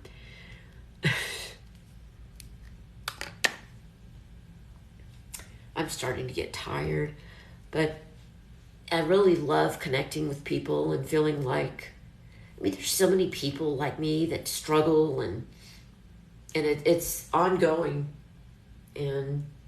But for me, I remember buying Janine Roth's G-E-N, I think it's G-E-N-E-E-N, Roth, R-O-T-H, her books and her books on tape, When Food is Love. And I read her books and listened to them. And I always thought that I should be able to have a healthy relationship with food. But for some foods, that was an impossibility for me. And I had to recognize and finally, this has been one hell of a journey, excuse my language. Some foods I definitely can have a healthy relationship with. Some foods, out of my life forever. I consider them poison. Out of my life forever. They don't help me. I don't want them in my life. So that was a big deal for me to recognize that some foods I just didn't have the ability, for whatever reason, to have a healthy relationship. Now I'm talking about foods that aren't good for us anyway. When it comes to whole foods, fruits and vegetables and whole grains, foods like that, well, yes, of course I can have a healthy relationship with foods like that. But now bread I can have a healthy relationship with. I managed to figure out how to do that. And boy, do I love bread. I lost it without surgery. I did have a lap band for about 5 years. Shoot, let's see. I had it when I was pregnant with my last son, which was terrible. I always regret it. But anyway, but I had it for about 5 years, and then I lost 5 or 10 pounds. Nothing sure wasn't worth that. I had to go in for fills. They would constrict the top of my stomach more. It was I threw up all the time because it changed my stomach, or it changed my body, putting a constrictor around the top of my stomach, but it didn't change my brain, so it didn't work. Changed my body, didn't change my brain, didn't work. That's me, though. I definitely exercise. I went to the gym today. I had a really good leg day. I have a video, actually both of my last videos. One of them I just thought was hilarious. I don't know if other people have my dumb sense of humor, but there's this filter on TikTok where you can make people look like they have a red dress, and I think it's so funny.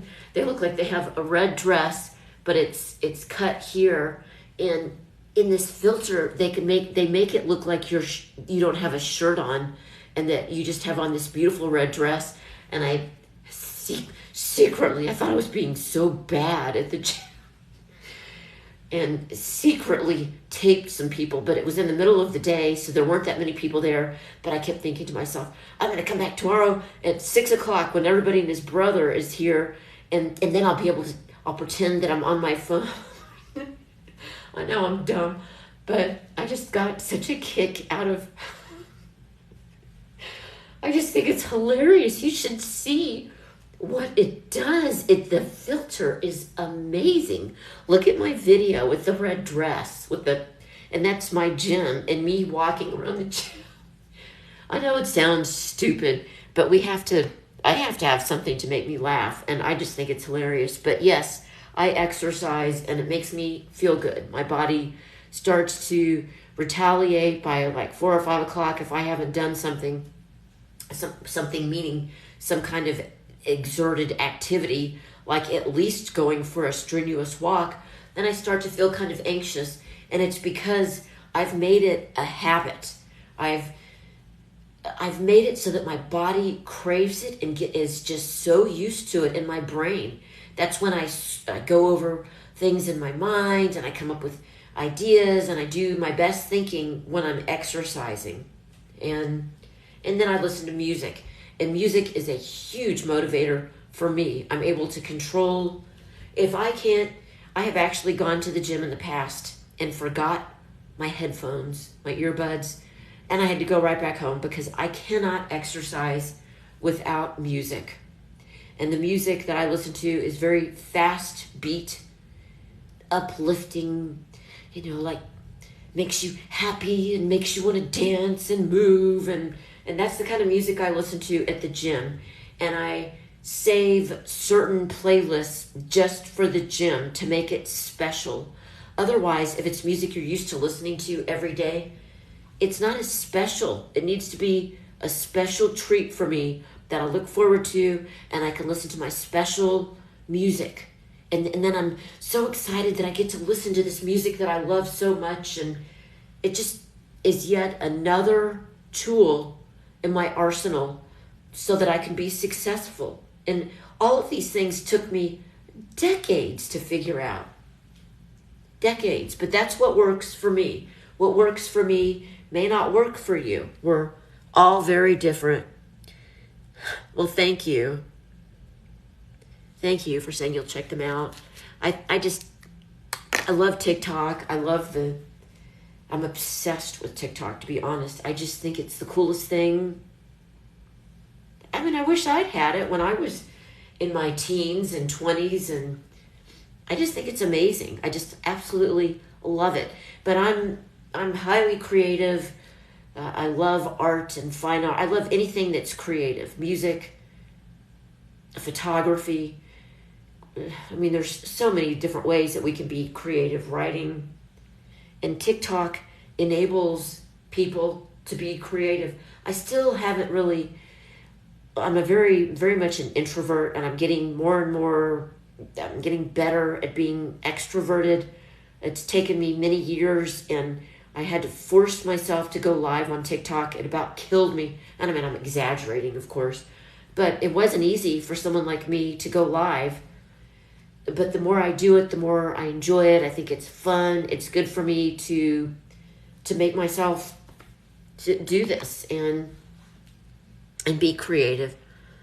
Well, thank you, Tim.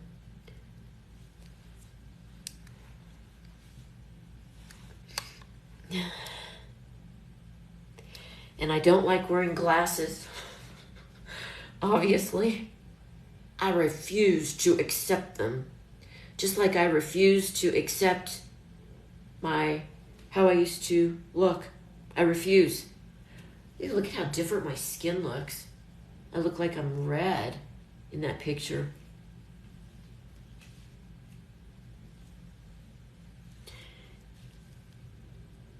You make much more people being online. You're doing well. Thank you. I hope I can help people. I lost it. This is me and my ex-husband. I lost it by... Someone asked me that. The top 3 things. I don't know if she's still here. And I actually wrote down 4 things. I would say the top ways that I lost weight are... I changed my internal dialogue. Thank you. I changed my internal dialogue. I became more in touch with my internal dialogue. How I talked to myself. The things that I told myself. The things that I believed about myself. So I gradually changed my internal dialogue. I learned that I had to be patient. It took a long time to get that heavy. Even if I was doing everything I knew I should do, sometimes it seemed like it wasn't coming off, and I couldn't focus on that. I couldn't focus on what is that expression? It's the journey, not the end. I mean, of course you want the end result too, but I had to learn to be happy what I was doing, even though I wasn't at my goal yet. So I had to learn to be patient and not try to rush things, because that just leads to problems. At least for me. I had to figure out if I really loved myself. And I don't think that I did early on. Not really. I really wasn't even that in touch with it. So then preparation, being prepared. And that's multifaceted in itself. There are many ways for us to prepare ourselves to be successful. And then lifting weights was also critical. Women my age, I'm 57, tend to not want to lift weights. You need to lift weights. To me, anyway, it makes a difference. It makes a big difference. I'm a size 4, I'm a small, and I'm about 150 pounds. It's because I'm muscular. That's why. So, I mean, on a bad day, I guess I'm a size 6, but it's because I lift weights. Don't be afraid of lifting weights. It's actually fun. It's worth investing in yourself. If you need to hire a trainer, give that gift to yourself. Hire a personal trainer until you feel comfortable lifting weights. You don't have to go to a gym. You can you can learn so much online. Buy your own weights and do them in your house. Do them in your living room. Lift weights in your living room. It doesn't have to be anything fancy. Just buy some dumbbells or kettlebells and watch videos on how to lift weights, or hire a trainer to come to your house. Whatever it takes. I had to sacrifice at first in other ways so that I could afford a trainer at different points. So it's definitely worth it. There's an expression, pay now or pay later. I choose to pay now instead of being sick when I get older and unhealthy and not having quality to my life. No one plans to fail. They simply fail to plan. Exactly, Stokey. That's exactly right. I actually learned that from another Jenny Craig counselor of all people. I remember this lady, Kathy, who was like a senior weight loss counselor, or at least she thought she was. But I remember that was the very first time I heard that expression. If you fail to plan, your plan fails. And I remember I kept thinking that, what? And I went over that over and over and over in my mind until I really felt like I understood it. And I always remembered it. And you know what? It's true. Thank you for the compliments.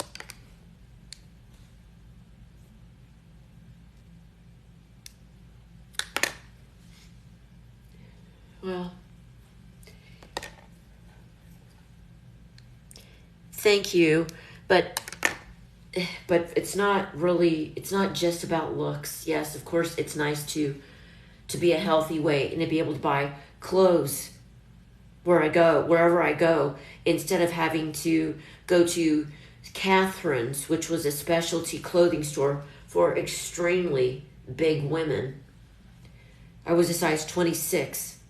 So it's nice to just be able to put on regular clothes and go, instead of always trying to hide myself like I did for so long.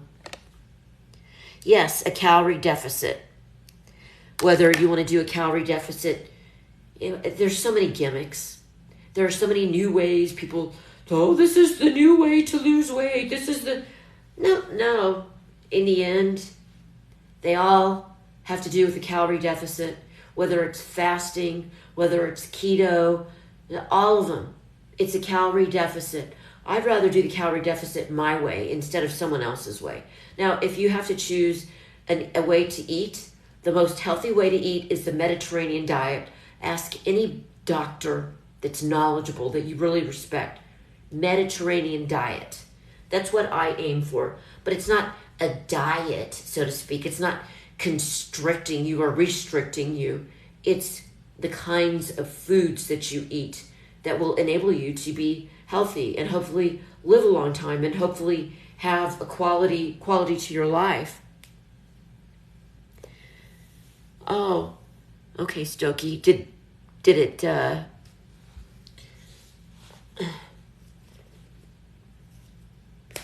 when you said lost my page, do you mean, I wonder if my Wi-Fi isn't working that well?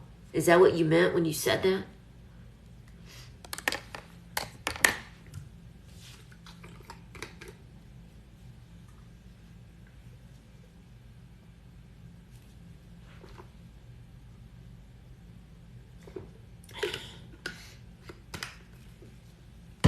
Oh, I just realized something that I did.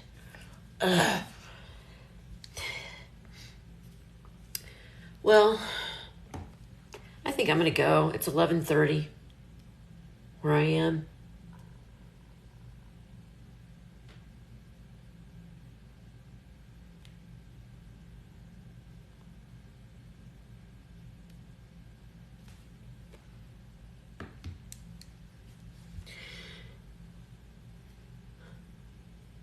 Oh, you press the back button. Oh,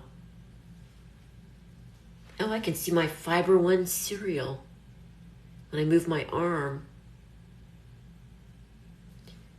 I did count calories every day. At first I did. And at first, wait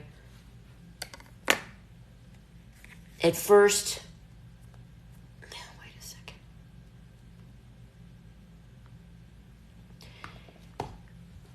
For years, at least 2 or 3 years, I kept a food journal, and I wrote down exactly what I ate, the time that I ate it, and how many calories it had. No, of course, granted, it wasn't always exactly right, but it was a ballpark figure until I got used to what a normal serving size was, because the way I ate was not normal. And it had to become I had to learn. I had to reteach myself everything. The way I ate was anything but normal. So that's what I did. I'm not saying that's what other people should do. Whatever you do, it has to be what's reasonable, tolerable, whatever word you can think of, livable, sustainable for you. Not for me, but for you. That's what matters. What do you like? What's sustainable to you? I don't know how much of a... Wait, somebody's trying to go live. Maybe it'll disappear by it's there. Thank you, Stokey. I hope you have a great day too. As far as the calorie deficit, I do remember at some point, you get to a plateau, and then you stop losing it. But then if you look at how your clothes fit better. So the business with weighing yourself every day is not always your friend. It's not always, when you're in the process of actually losing it, it's not, to me, it's not wise to weigh yourself every day, because that scale is going to fluctuate regardless, whether it's water weight, if you lifted weights the day before. There are so many things that can make the scale go up or down, usually up. But I weigh myself every single morning now. I learned years ago to weigh myself about once a week, and to judge how I was doing by how my clothes fit me, not by the scale. And if you lift weights, you're going to weigh more, but you're going to be smaller. And that's the way it is for me. Yes, I know what you mean about the number on your scale. Hi, Galls, how are you? I know exactly what you mean about the number on the scale. But there's so much psychology. And maybe you shouldn't weigh yourself every day. I know exactly. I know exactly what you mean. I think women tend to, I don't think men really care about that. But yes, you're right. It can be harmful. Yes, I agree. Hi, Australia. How are you? I agree, but I still weigh myself every day, and it's just out of habit, really. I don't even really think about it that much anymore. It's like waking up and getting dressed and brushing my teeth, and it's just an old habit. But if you look at the National Weight Control Registry, my link, I'm the #1 featured success story on the National Weight Control Registry. One of the things that they say that everyone does, all the people that have maintained their weight loss, is they weigh themselves every day. That was one of the things that they do. They weigh themselves every day, and I've read about that, and it helps people that have achieved their weight loss goal be able to recognize when things might be getting out of hand a little bit, so that they can immediately change things. That's the best way I can say it. I'm doing well. Thank you for asking. So it's summertime in Australia, or is it fall yet there? I guess it's still summer. Is that surgery stomach or some kind of, I don't know what you mean by surgery stomach. I had a transverse abdominis, and I'm doing this showing you where the scar is. I have a scar all the way around. And I have 2 scars down from my elbow to my armpit. Well, you can't see anything. I don't know why I'm even doing that. But I had, it's autumn. I can't wait until it's summer here. It's very hot. Like, what was the temperature today? We had terrible tornadoes where I am. Well, thank you. But yes, I had 2 skin removal surgeries at the same time, and that was rough. I had to be taken care of. I had lymph bags all over me, hanging down. I don't know. I think I had 4, but they were pretty gross. And I'm funny about things like that, needles and blood, and I get, freaked out by things like that. And then I had these lymph bags. Ugh. But it's worth don't let that deter you. Maybe I shouldn't have said that. That's just how I am. It was worth every bit of it. I'd do it again 100 times. It was well worth it.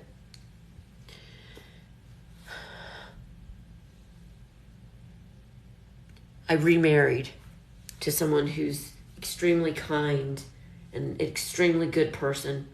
And I never in a million years thought that I would find someone like that, but I prayed and prayed to find someone that was a good man, and I actually did, which is amazing to me.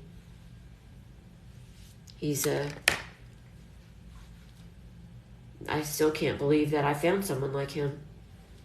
So, and who I thought I wanted to be married to when I was much younger, and who was actually good for me to be married to, or who was a good spouse, were not the same.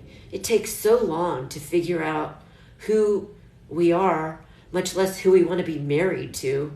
They say that we change every decade, who we are, and I believe that. I'm definitely not the same person I was a couple of decades ago, and I'm married to someone that's very compatible with me, very much like me, a lifelong learner. He's a very kind and good person, and so I'm very happy with that, or about that.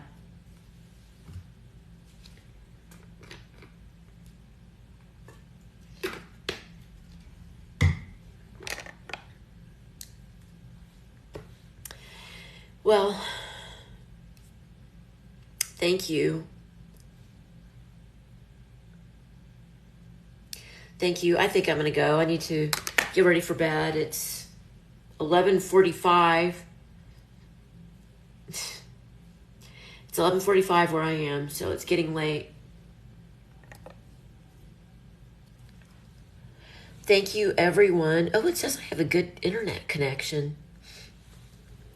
I've never seen it say that. Thank you. What does it say? How to hide your... That's funny. That's very clever. Some of the names I see here I'm amazed by the creativity of people. Sometimes I regret saying the names out loud. Sometimes they're pretty inappropriate, and then I've said it out loud and thought, oh, I shouldn't have said that. It took you so much pain, but thanks, Jehovah. Well, thank you. I appreciate it, Elizabeth. I have gone through a lot, and more than you could ever imagine, that has nothing to do with my weight. Some really unheard of things that actually I can't wait to talk about, because a mini-series documentary is being made about it, and I'm actually serious, but I can't talk about it yet because it's just beginning, and some of the filming's been done, but there's more to it. But I can't wait till I can talk about it. And then I can share a lot more that is just unbelievable, unreal. But we can do a lot more. Humans are capable.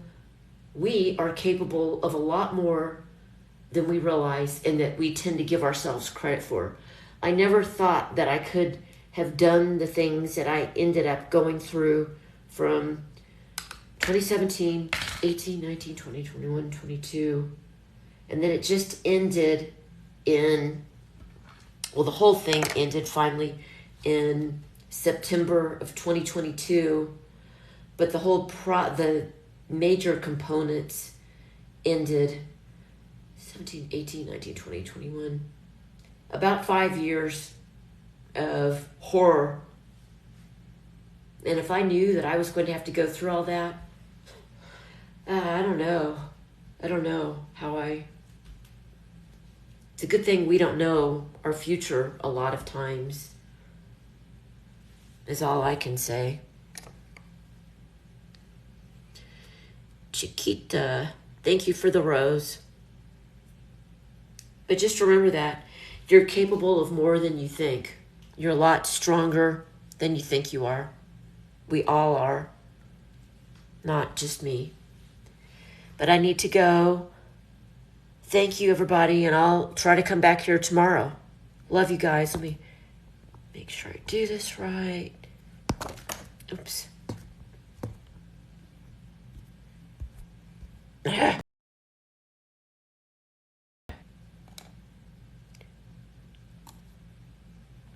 see. Okay, there. Now I did it. Oh, now I see how bright it is. Oh, now I can see myself and see that. What is that? Some kind of red mark. Oh, I can see that. Yeah, you can see my lap band scar. You may not know it, but when you do a live stream, you can swipe this direction, and then it enlarges the font, and then it puts this gray cast over me so that I can't really see myself, but I can see what you guys are saying. So that's why I just now acted so surprised, because I didn't realize that I just suddenly had this red blotch on my stomach. But anyway, thank you guys. Take care. Love yourself and get in touch with your internal dialogue. And I will be back. Please watch my videos. Thank you.